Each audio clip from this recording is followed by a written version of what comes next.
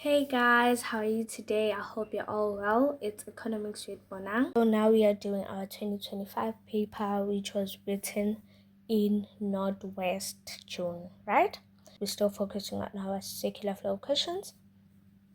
3.1, answer the following questions. 3.1.1, name any two policies used to achieve the economic growth. So we know that our two policies used as the fiscal policy and the monetary policy, right?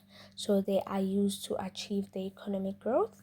And then 3.1.2, explain the impact of international trade on mass production.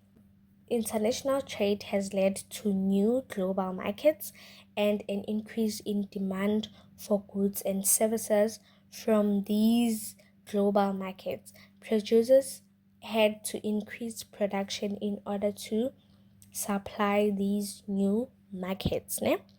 And then we can say international trade and new markets have led to the creation of global supply chain, which have made it possible for countries to increase their production capacity by specialization, which led to increased production and exporting the surplus goods produced, right? And then we have our 3.2. Study the graph below and answer the questions that follow. The multiplier in a two-sector economy. So we have our vertical axis, which is expenditure, which is equal to E, and our horizontal axis, which is income, which is Y. And then we have our 45 degrees line, which is Y is equals to E. And then we have our 10 billion and our 20 billion. And then our 10 billion is aggregate expenditure is equals to 10, which is our autonomous consumption, plus the MPC, which is our 0.75, Y, which is income. And then we have our aggregate expenditure is equals to 20, which is our autonomous consumption, plus MPC, which is our 0.7, Y, right?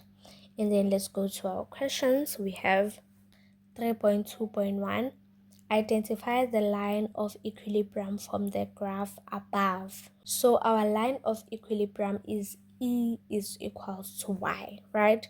That's where our income and expenditure meets. So that is our line of equilibrium. As you can see that our expenditure and income meets here and also meets here. So our EY, our Y is equals to E is our equilibrium, right? It's our line of equilibrium, right? Then 3.2.2, name any one of the participants in the graph above. So we know that we have two participants in our two-sector model, which is businesses and households. So here they just need one, so you can choose one between businesses and households, right? And then 3.2.3, briefly describe the term multiplier effect.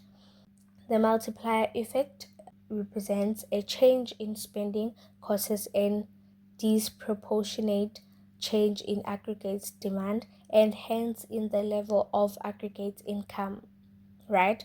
Then the opposite can also happen when there is a decrease in expenditure.